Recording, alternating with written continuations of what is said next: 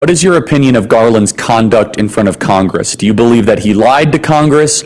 Do you believe it's time to hold him in contempt of Congress? Yeah, so I don't think there's any doubt that he has not been truthful with Congress. And the question is, did he intentionally do that, or was he not well briefed, and did he not know the actual facts and circumstances of these investigations?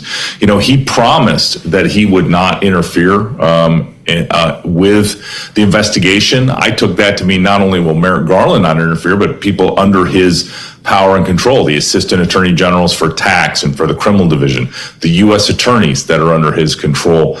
And that may not be the case. I mean, depending on what U.S. Attorney Weiss would say in front of Congress, and I hope that he testifies sooner rather than later, I think we'll finally know. And if Merrick Garland did lie to Congress, I mean, he needs to be held not only in contempt of Congress, but I think this would be an impeachable offense.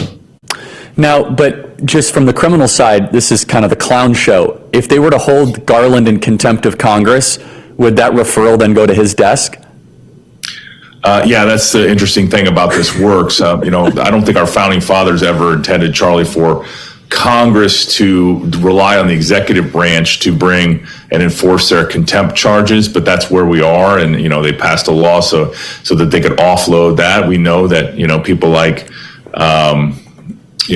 some Trump supporters in the past have been held in contempt and been prosecuted. Yeah, Steve Bannon, Peter Navarro, and